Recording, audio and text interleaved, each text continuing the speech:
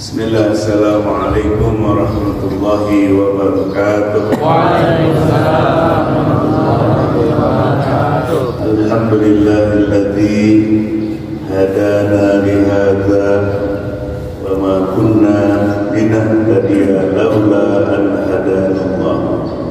Asyhadu an la ilaha illallah wa asyhadu anna sayyidana Muhammadan abduhu wa rasuluh alladzi la nabiyya ba'dah.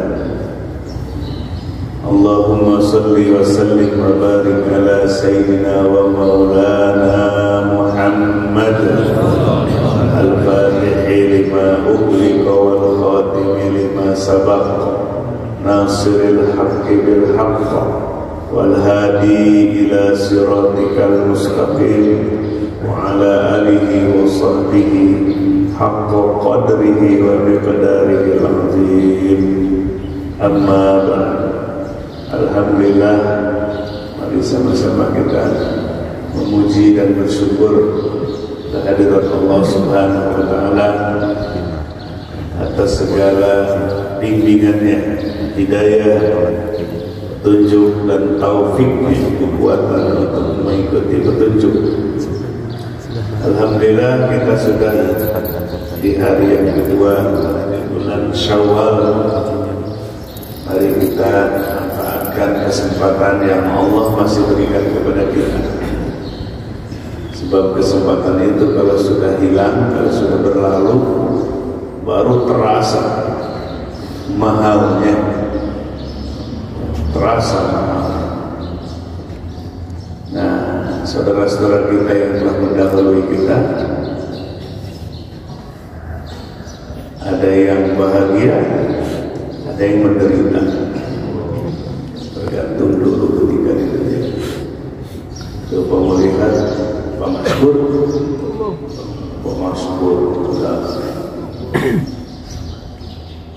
perjuangan yang alhamdulillah sedang menikmati kebahagiaan di taman surga yang disatukan dengan guru-guru kita terdahulu.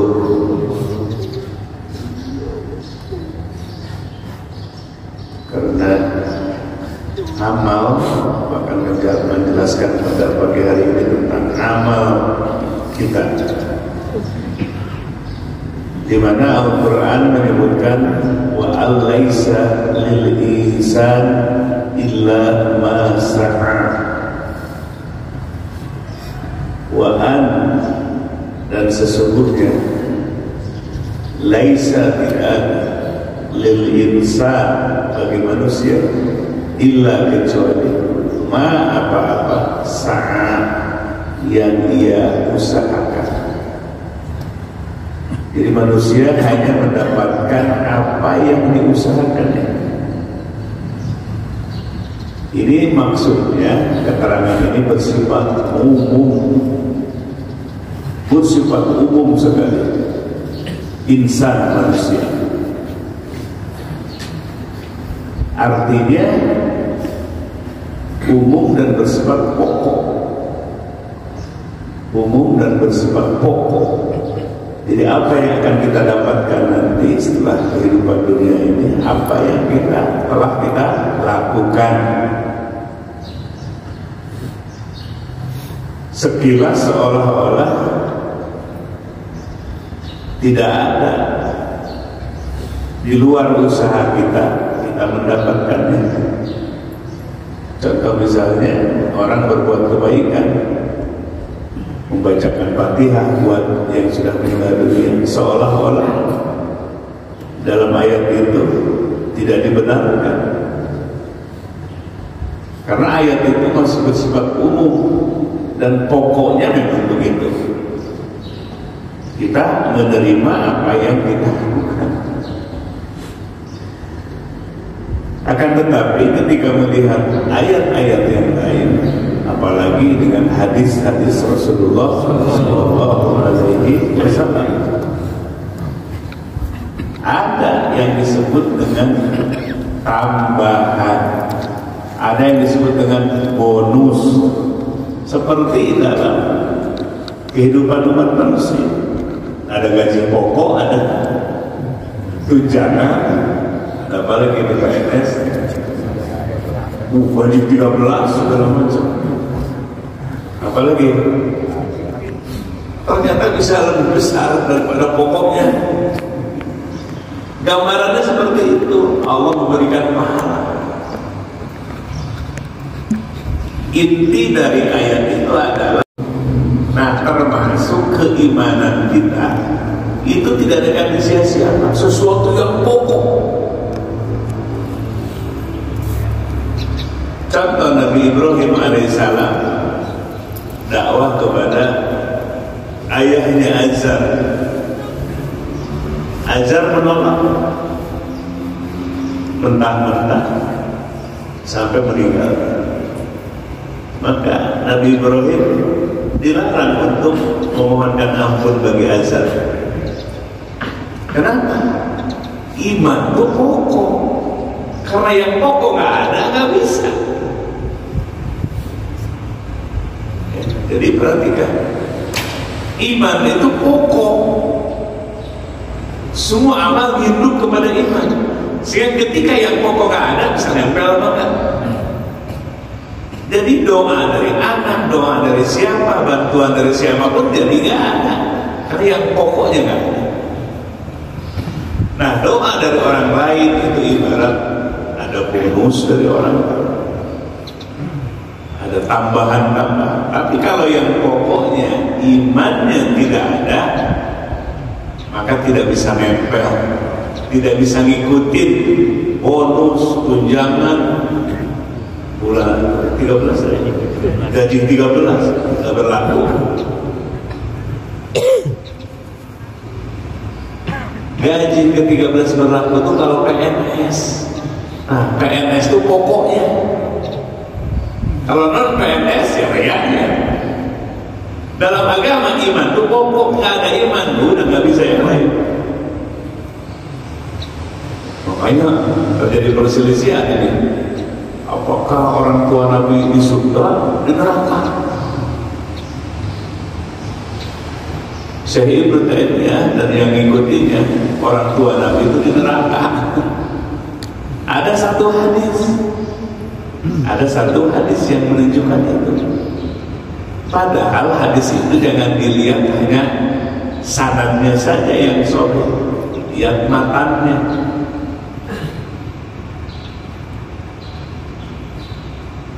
Sekarang orang tuanya meninggal sebelum Nabi diutus.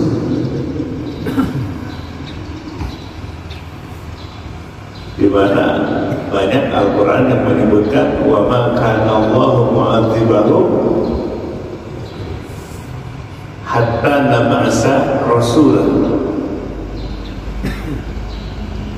Artinya tidak akan diazab kalau tidak ada utusan yang menyampaikan risalah. Itu utama, itu pokok, itu kaidah dalam agama kita. Tidak akan diazab satu kaum, seseorang kalau utusan belum datang kepada mereka. Itu prinsip.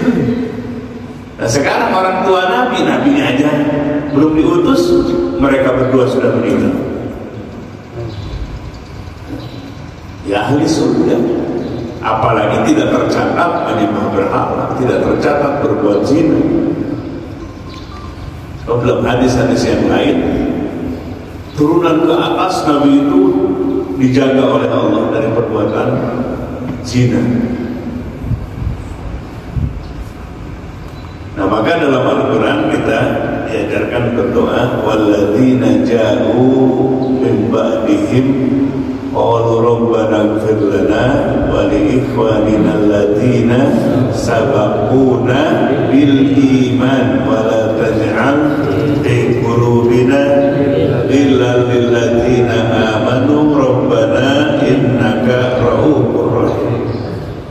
Allah memuji orang-orang yang berdoa, Rabbana wahai Tuhan kami, ighfir lana, ampuni kami, wali ikhwanina dan saudara kami, alladzina yang mereka itu sabaquna mendahului kami, Jadi Allah memuji orang-orang yang mendoakan orang yang telah meninggal dunia.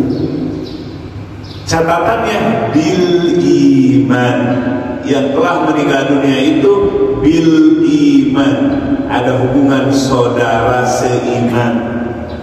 Nah ini pokok, ini PNS-nya. Jadi kalau orang yang telah mendahului kita, saudara kita seiman, iman itu pokok, maka kita mohonkan ampun bagi mereka, Allah berikan ampunan kepada mereka. Walaupun ampunan itu dikirimkan oleh siapa? Oleh orang lain. Tapi orang yang meninggal dunia punya usaha. Apa usahanya? Iman. Dan iman itu pokok. Sehingga doa orang yang masih hidup maka diterima oleh Allah. Disampaikan oleh siapa? Oleh Allah Subhanahu wa ta'ala. Nah, jadi ada bil iman, itu catatan, saudara seiman. Ya. Kalau kita mendoakan Firaun, apa kemarin ke Mesir berziarah ke Firaun. Saya berziarah ke Firaun? Iya, ziarah itu berkunjung.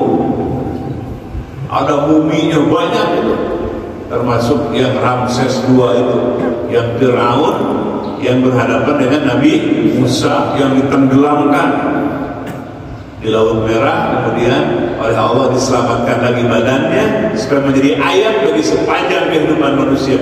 Tuh yang kafir itu ya dibinasakan oleh Allah, jadi diangkat lagi oleh Allah, diselamatkan. Nah akhirnya dibuat muminya, ya, dibalsem sehingga sampai sekarang masih apa? Masih utuh. Kenapa lihat terus itu si mumi-mumi Firaun. Firaun itu nama raja, namanya Firaun, namanya Ramses II di Mesir. Walaupun apa mendoakan, nggak boleh dilarang. Mau doa berulang-ulang, mintakan ampun berjuta-juta kali, tidak akan sampai, sebab tidak punya pokok dia. Si Fir'aun tidak punya pokok apa? Iman, tidak punya iman ketika di dunianya. Jadi satu ayat dengan ayat yang lain tidak bertolak belakang. Di mana penempatannya? Ada yang bersifat umum ayat itu, ada yang bersifat khusus. Ada yang mujmal, global, ada yang mufassal, ditafsir, didetilkan. Itu ayat dengan ayat, ayat dengan hadis Rasulullah Sallallahu Alaihi Wasallam. Nah, termasuk jadi murid, keyakinan seseorang murid kepada mursyidnya, seperti dulu sahabat kepada Rasulullah Sallallahu Alaihi Wasallam. Nah, banyak tambahan-tambahan yang karena iman kepada Nabi, para sahabat banyak, ada tunjangan, ada bonus gaji 13. Ya, sehingga ada seorang sahabat Nabi namanya Sauban. Sauban itu 3 hari tidak berjumpa dengan Nabi, kondisinya tidak bisa makan, tidak bisa minum, tidak bisa tidur. 3 hari tidak berjumpa dengan Nabi, akhirnya memaksakan diri menemui Nabi, ya, ke rumahnya. Setelah ketemu, Sauban itu nangis sejadi-jadinya. Ditanya oleh Nabi, kenapa engkau Sauban menangis? Kata Sauban, aku baru 3 hari saja tidak memandang engkau, tidak berjumpa dengan engkau, membuat aku gelisah, tidak bisa makan, tidak bisa tidur. Ya. Itu baru 3 hari. Bagaimana nanti di akhirat? Engkau pasti menempati surga Firdaus, sementara aku belum tentu masuk surga. Berarti selama-lamanya aku tidak akan berjumpa lagi dengan engkau. Betapa sedihnya aku. Itulah yang ia sedihkan. Baru 3 hari saja tidak jumpa dengan Rasulullah, membuat Sauban tidak bisa makan, tidak bisa minum, tidak bisa tidur. Bagaimana kalau selama-lamanya tidak bisa berjumpa lagi? Itu yang dikhawatirkan oleh siapa? pengetahuan. Turunlah Jibril alaihissalam. Turun Jibril alaihissalam membawa satu ayat, A'udzubillahi minasyaitonir rajim. Wa may yuti'illaha war rasul, barang siapa yang taat kepada Allah dan Rasulnya, fa ulaika ma'al ladzina an'ama Allahu 'alaihim minan nabiyyin was-siddiqin wasyuhada was-salihin wa hasuna ulaika rafiqa. Jadi kalau taat kepada Allah dan Rasul, mereka akan bersama orang-orang diberi nikmat oleh Allah dari kelompok para nabi, siddiqin, syuhada, sholihin. Sabda Nabi, "Hai sahabat, berhenti kau menangis. Kau akan bersamaku dari dunia sampai di akhirat nanti. Syaratnya kau taat kepada Allah dan taat kepada Rasulnya." Nah, ketaatan kepada Allah dan Rasulnya usaha seseorang membuat dapat bonus bisa bersama Nabi selama-lamanya. Usahanya cuma segitu, bonusnya ada itu. Nah, sehingga menurut Imam Ibnu Qayyim Al-Jauziyah dalam kitab Ar-Ruh, Nabi bersabda, "Al-mar'u ma'a man ahad," menjelaskan hadis ayat tadi. Al-mar'u, seseorang, ma'a man, bersama orang, ahad, yang dia cintai. Nah, begitu juga murid dengan mursyidnya. Ada murid dengan mursyidnya. Karena keyakinan kepada mursyidnya, kemudian taat menjalankan bimbingannya, maka sama, dia akan dibersamakan dengan para siddiqin. Di bawah Nabi namanya siddiqin, itu di bawah para Nabi. Jadi martabat itu pertama nabiyin, yang kedua siddiqin, baru syuhada, as-sholihin. Nah, nanti amal kita yang pokok, yang pribadi. Jadi ada hubungan murid dengan mursyid, maka akan dibersamakan di alam kuburnya, di mahsyarnya, nanti sampai di surganya.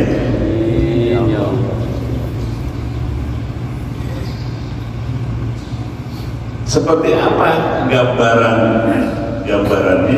Contohnya saja gini. Mana yang di GHR? Penduduk GHR, mana GHR? Tangannya.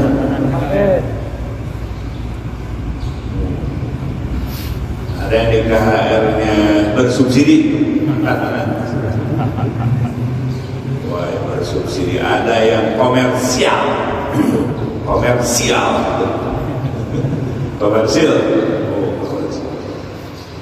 Dalam satu kawasan kok beda-beda ya. Mending yang disubsidi, mending yang komersial. Kecuali di perumahan Ciregit, namanya juga Ciregit, nah itu mah sama lah, subsidi semua itu. Nah, dalam satu kawasan tapi bisa beda-beda. Itulah gambaran sama muridnya,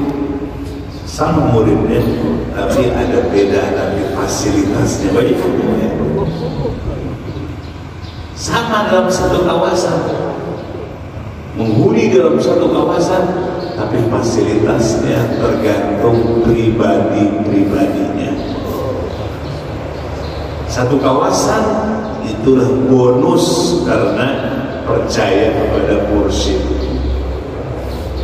Disatukan oleh Allah, ma'alladzina an'amallahu 'alaihim minan nabiyyin was-siddiqin wasyuhada'i was-shalihin.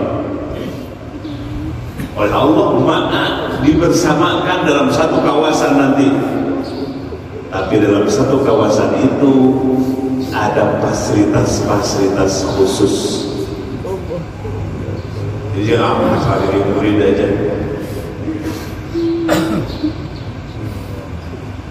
Maksimalkan usaha kita, maksimalkan ibadah kita. Allah tidak akan salah hitung. Karena Allah sudah ciptakan diri kita itu ya, merekam semua apa yang kita perbuat.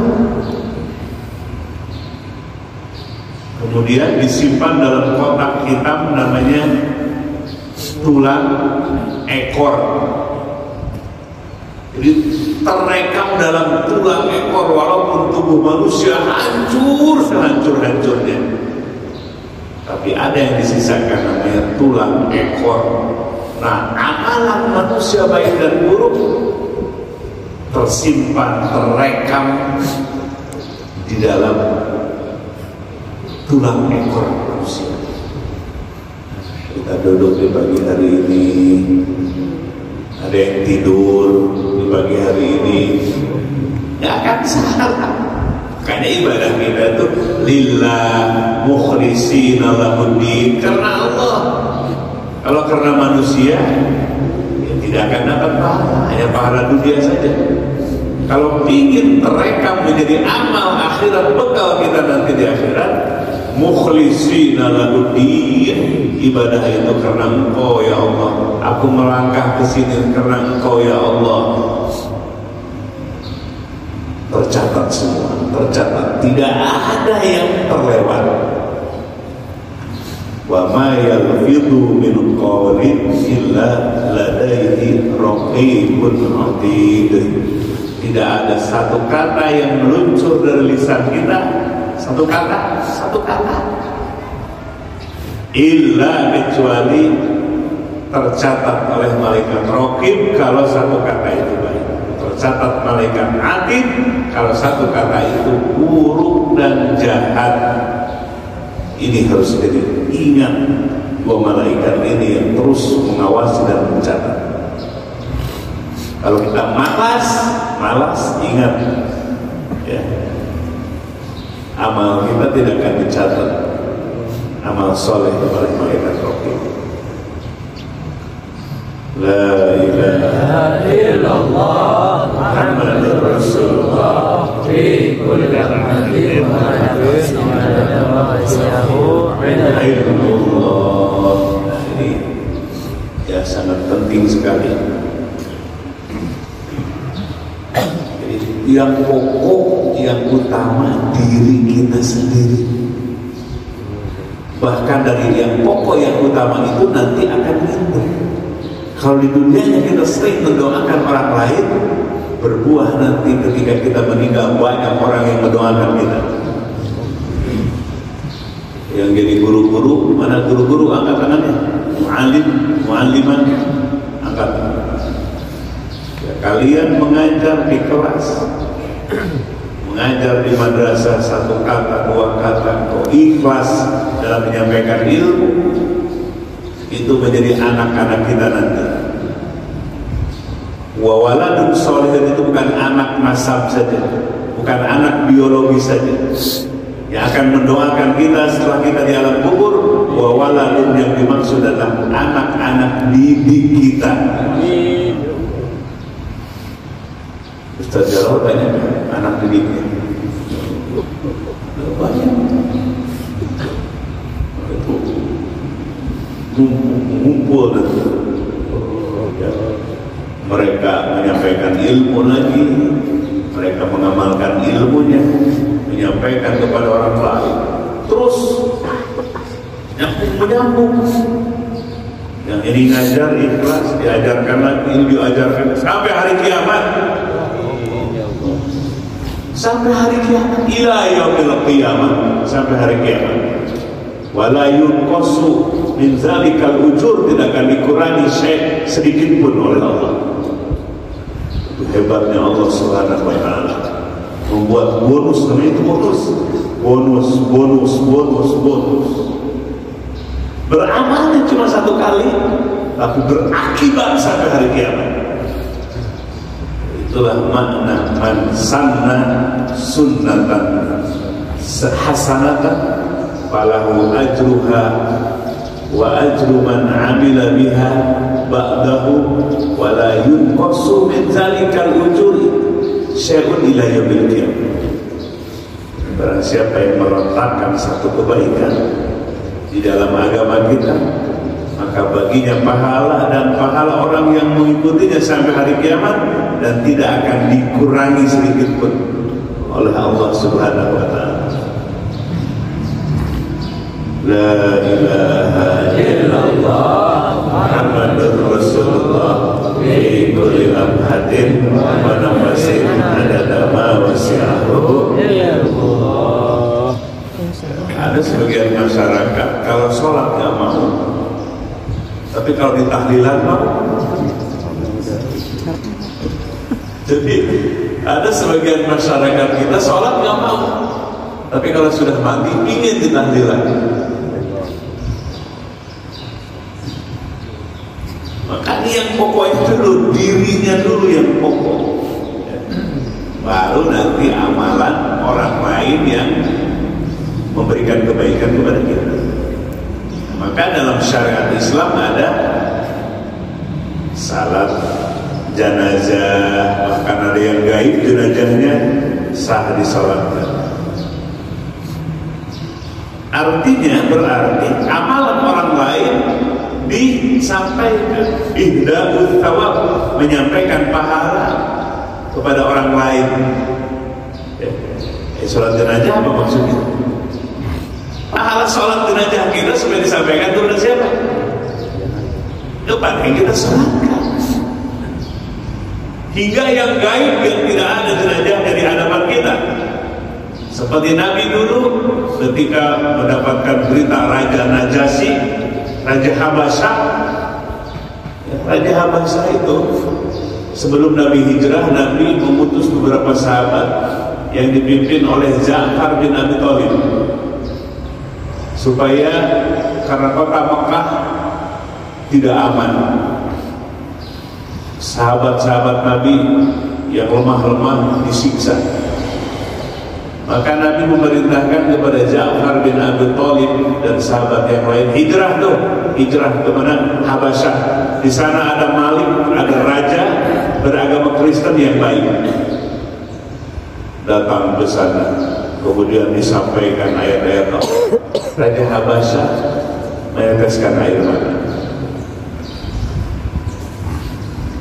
Artinya Raja Habasyah menerima kerasulan Nabi Muhammad Sallallahu Alaihi Wasallam, tapi ia tidak terang-terangan,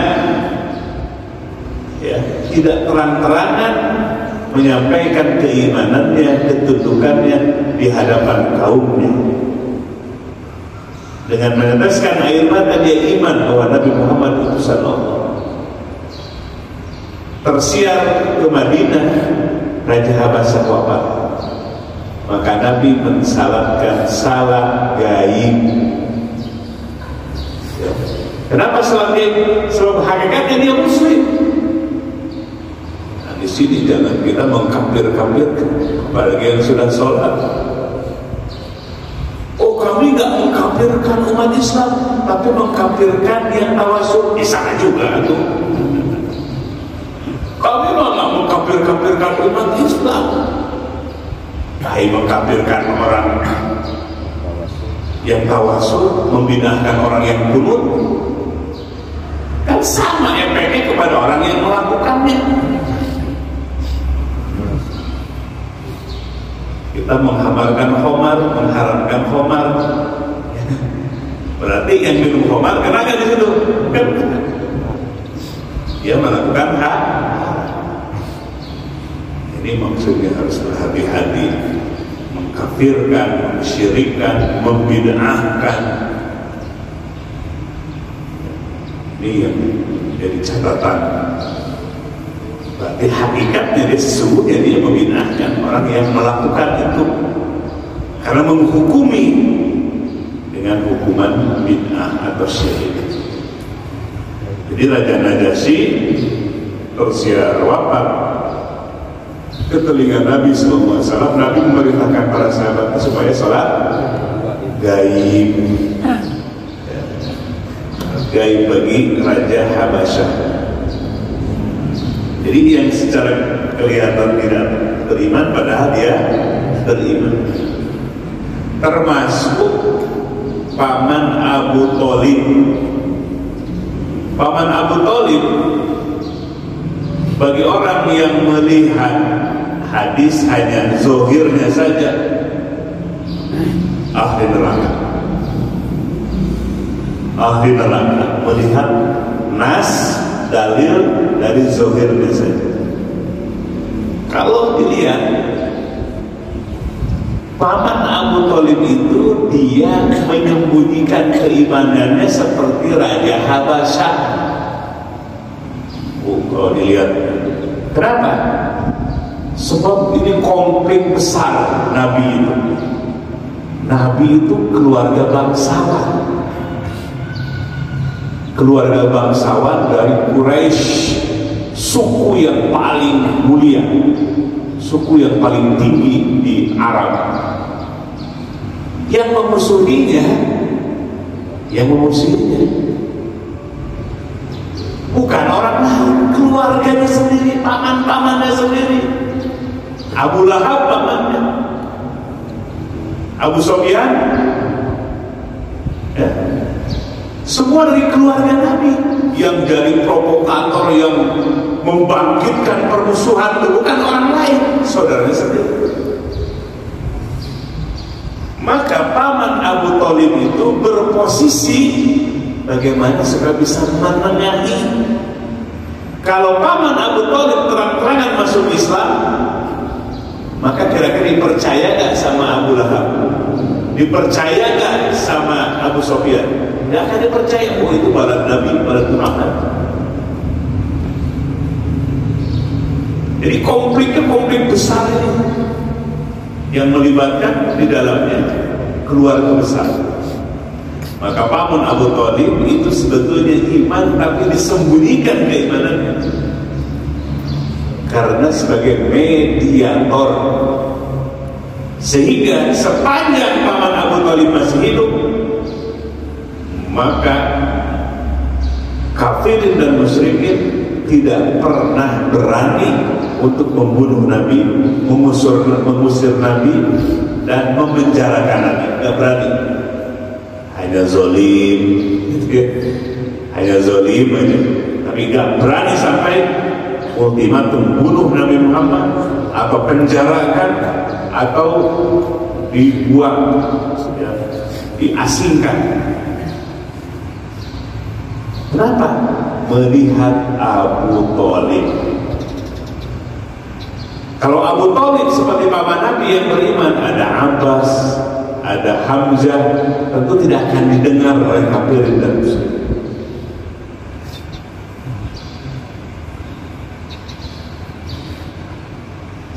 Jadi ini sesuatu yang dalam, yang bisa dilihat dengan zahirnya saja. Ada perjuangan di situ, ya. Ada perjuangan yang besar. Kenapa? Oh, melihatnya begini. Ketika Nabi masih usia belasan tahun, beliau diajak oleh pamannya Abu Thalib ke Syam. Syam itu di wilayah kekuasaan Romawi, di bawah kekuasaan Romawi, Syam. Sekarang Palestina. Nabi diajak dagang, ketemulah di Syria itu, disebut Biladus Syam. Biladus Syam itu termasuk kalau sekarang itu Palestina, Jordan, dan Suriah. Dulu disebutnya Biladus Syam. Tiga negara itu sekarang tiga negara, dulunya satu, namanya Biladus Syam, negeri Syam. Ketemulah dengan satu pendeta Bukhairah. Kemudian pendeta Bukhairah itu melihat di atas Nabi, kafilah dari Mekah itu mau dinaungi terus sama apa? Awan. Maka pendeta Bukhairah baca-baca lagi kitabnya. Dilihat tanda-tanda kenabian. Ternyata ditemukan dalam kitabnya itu akan ada Nabi akhir zaman yang rahmatan lil alamin. Bukan untuk kaumnya, tapi untuk seluruh umat manusia diutusnya. Nabi akhir zaman. Dicocokkan, ternyata cocok. Akhirnya kafilah dari Mekah yang dipimpin oleh pamannya Abu Thalib itu dijamu, diundang oleh pendeta Bukhairah. Nah, ketika dijamu, paman Abu Thalib ini dinasehati oleh pendeta Bukhairah. Isinya apa? Bahwa anak itu bukan sembarang anak muda, tapi anak itu telah tertulis dalam Taurat dan Injil bahwa anak itu benar-benar adalah Nabi akhir zaman. Coba paman Abu Thalib dengar ini, pasti iman. Dan anak ini nanti kalau sudah diutus oleh Allah, akan banyak yang memusuhinya, termasuk keluarganya sendiri. Itu yang dicatat oleh paman Abu Thalib. Nanti akan diusir, akan dibunuh, bahkan oleh saudaranya sendiri, oleh keluarganya sendiri. Maka oleh sebab itu Raja Pendeta Bukhairah, paman Abu Thalib, segera pulang kok, amankan anak ini. Jadi nggak jadi dagangnya. Kalau Abu Thalib nggak sayang, nggak percaya kepada calon Nabi, kira-kira mengamankan apa tidak? Kalau tidak percaya kepada omongan Bukhairah, pasti akan mengabaikannya. Ini Bapak melihat dari sini sejarah di sini. Paman Abu Thalib menyembunyikan keimanannya supaya jadi mediator antara kafirin dan pihak Nabi Muhammad. Semenjak Nabi kecil, paman Abu Thalib yang pertama mendengar dari seorang pendeta bahwa anak ini adalah calon Nabi, harus diamankan, segera kau pulang. Dan paman Abu Thalib ketika itu memperhatikan kata-kata siapa? Pendeta Bukhairah.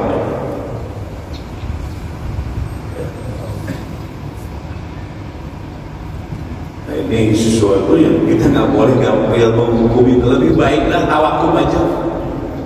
Yang paling aman tawakuf no comment, menyerahkan kepada Allah. Kalau belum tegas jelas, kecuali tabat yada abi lahab wa tab, yang mana lagi Abu Lahab itu sudah jelas hukumannya, tabat, celaka. Yada tabat yada abilah, kedua kanan Abu Lahab. Boleh nggak baik sangka? Jangan baik sangka aja ke Abu Lahab. Yuk kita kirimkan Fatihah, kita bikin tahlil haul. Itu sudah sudah ditunjukkan jelas Abu Lahab. Makanya dulu Nabi itu paling berat menghadapi munafikin. Kalau dibunuh, nanti kata orang kafir, Muhammad membunuh pengikutnya sendiri. Paling berat, maka turun surah Al-Munafik. Karena munafik ini selalu kalau ada kesempatan masuk. Pernah Muhajirin dan Ansor itu ya sehabis perang berbagi air sumur yang sedikit, hampir terjadi peperangan Muhajirin dan Ansor. Bayangkan siapa provokatornya? Munafik. Jadi munafik itu kafir tapi pura-pura Islam. Ada satu sahabat yang diberi rahasia oleh Rasulullah SAW tentang catatan siapa aja munafikun itu. Maka Umar bin Khattab setelah wafat Nabi selalu bertanya kepada orang itu. Kalau orang itu tidak mensalatkannya, maka Umar pun tidak ikut mensalatkannya. Sebab catatannya ada di sahabat itu, rahasia orang-orang munafik. Jadi kalau orang itu Umar lihat tuh nggak sholat, dia nggak sholat jenazah, karena dilarang mensolatkan orang kafir. Innal munafiqina fi darkil asfali minan nar. Orang munafik itu lebih dalam di jurang nerakanya ketimbang orang kafir. Paling dalam di darkil asfali minan nar, orang munafik itu. Nah, di sini kita tidak boleh mudah mengkafirkan, mensyirikkan, mengkufurkan, membid'ahkan. Sebab bid'ah itu sesuatu perkara yang besar dalam agama kita, membuat di neraka. Maka dulu para sahabat, para tabi'in, bid'ah itu urusan-urusan dalam akidah. Ya, seperti misalnya orang-orang Khawarij, orang-orang Jahmiyah, orang-orang Mu'tazilah yang akidahnya menyeleweng, baru disebut ahlul bidah, ahli bidah. Bukan urusan fikih. Makanya nggak ada, Bapak sekalian coba lihat 4 madhab, nggak ada di situ saling membid'ahkan, nggak ada. Karena bukan wilayah untuk membid'ahkan. Perbedaan-perbedaan sepanjang ada dalil yang menunjukkannya sah. Maka muncul 4 madhab, bahkan di masa itu 17 madhab lebih. Ya, kemudian tereliminasi dengan perkembangan zaman, tertinggal sampai sekarang 4 madhab besar. Jadi nggak ada di catatan madhab yang 4 kata ini bid'ah, kata ini sunnah. So bid'ah itu ruang lingkupnya masalah akidah. Sekarang dalam wilayah ini berbeda, tahlilan bid'ah, qunut bid'ah. La haula wala quwwata illa billahil aliyyil azim. Itulah yang saya sampaikan di pagi hari ini kaitan dengan amal ibadah kita. Maka ayo kita introspeksi diri, lihat catatan diri. Lihat catatan diri. Banyak perbandingannya, banyak contoh-contoh di akhirat, contoh-contohnya di dunia banyak. Ya, maka kita evaluasi diri kita. Apalagi Idul Fitri ini adalah ya, momentum untuk tahsin nafs, untuk memperbaiki diri kita sendiri. Sebab diri kita sendiri itu yang akan merasakan apa yang diperbuat oleh diri kita. Kalau kita sakit, pernah sakit nggak? Ya. Banyak orang yang melihat, kira-kira bisa ngebantu apa enggak? Yang ngerasain sakit siapa? Contoh gitu aja lah. Gak mentang-mentang abah yang kalau jadi kurang sakitnya, enggak. Diri sendirilah yang akan merasakan buah dari apa yang ketika diperbuat di dunia. Kullu nafsin bima kasabat rohina. Setiap diri akan memikul apa yang diperbuatnya ketika di dunia. Ya, mudah-mudahan Allah berikan kekuatan kepada kita. Allah ampuni dosa-dosa orang yang telah mendahului kita. Amin ya Allah. Dapatkan bonus yang banyak, termasuk yang mahal, keyakinan kembali, yang mahal keyakinan kepada Allah dan Rasulnya dan khalifah-khalifahnya. Karena satu paket, ketika ada Rasul ada khalifah, ketika ada Nabi ada ulama pewarisnya.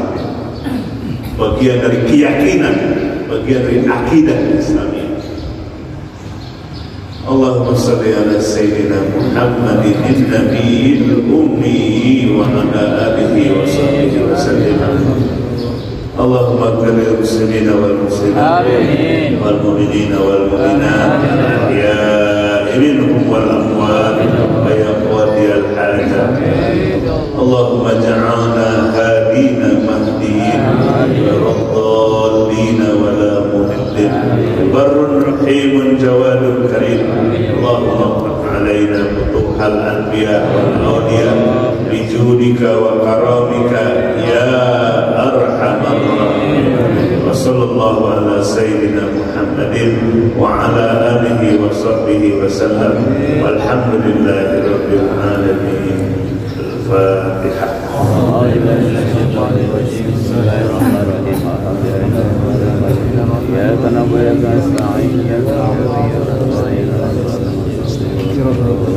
حسبنا الله ونعم الوكيل نعم المولى ونعم النصير سبحانك اللهم وبحمدك أشهد أن لا إله إلا أنت أستغفرك وأتوب إليك. السلام عليكم ورحمة الله وبركاته.